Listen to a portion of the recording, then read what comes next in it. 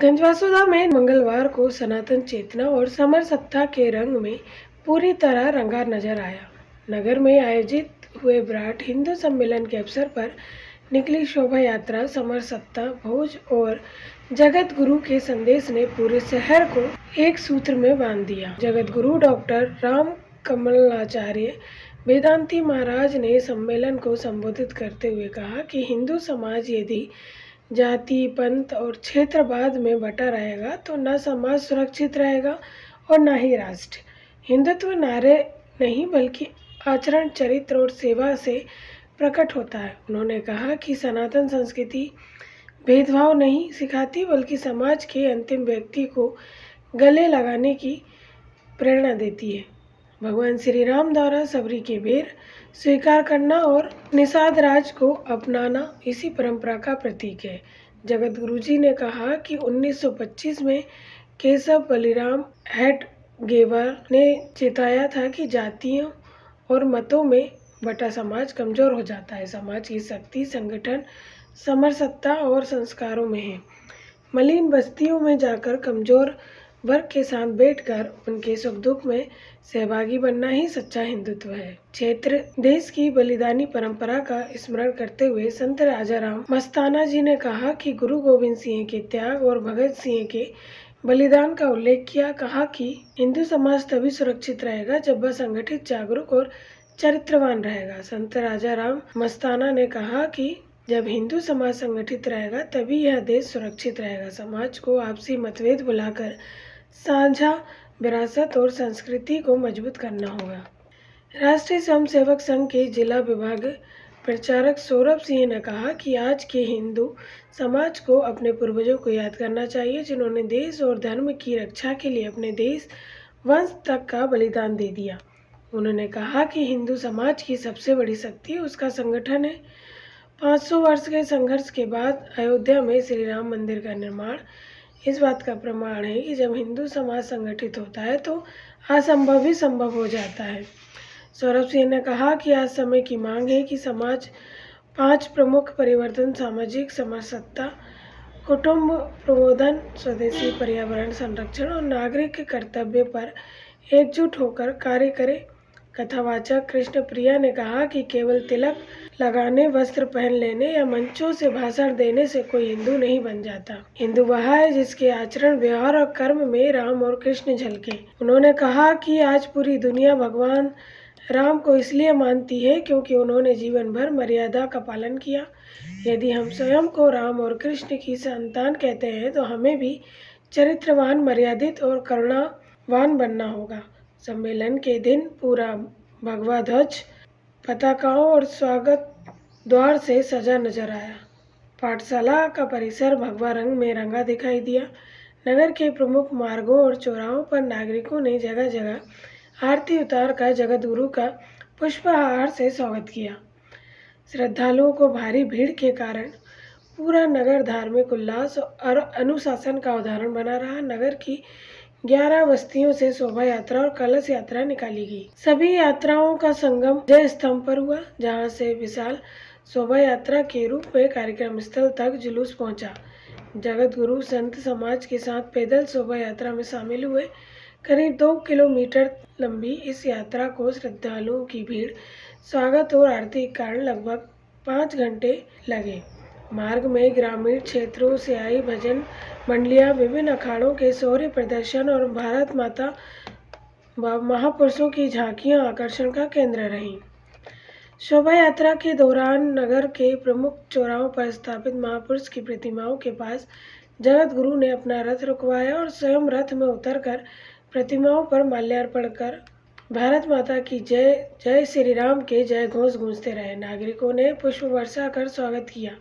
सम्मेलन के बाद विशाल समरसत्ता भोज का आयोजन हुआ। जगत गुरु ने स्वयं प्रसादी परोसकर समाज के समानता और समरसत्ता का संदेश। कार्यक्रम का शुभारंभ भारत माता के चित्र पर माल्यार्पण और दीप प्रज्वलन से हुआ। इस अवसर पर विधायक हरि सिंह रघुवंशी, पूर्व विधायक लीना जैन, नगर पालिका अध्यक्ष श्रीमती शशि अनिल यादव, जनपद अध्यक्ष नीतू देवन सिंह रघुवंशी, नगर पालिका उपाध्यक्ष संदीप ठाकुर, जिला पंचायत सदस्य गायत्री, नरेंद्र सिंह रघुवंशी, राजेश तिवारी, प्रेम नारायण विश्वकर्मा के अलावा जिला प्रचारक राकेश परमार ने साल श्रीफल से जगतगुरु सहित अन्य संतों का सम्मान किया।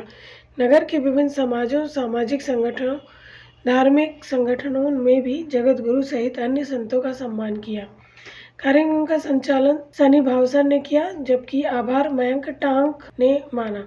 से विलोम करता हूँ और सिख धर्म की सेवा मैं कबूल करता हूँ कि जो शिक्षा और जो सेवा उन्होंने मुझे दी है वो हिंदू की रक्षा के लिए है, कि हम जब भी लड़ेंगे हम हिंदू की रक्षा के लिए लड़ेंगे, ये हमारा संकल्प रहता है। और लेकिन फिर भी ग्राउंड पे हमें ये चीजें नहीं मिलती और जाति पाति का यहाँ पे देखने को मिलता है कि बहुत ज्यादा शोर है।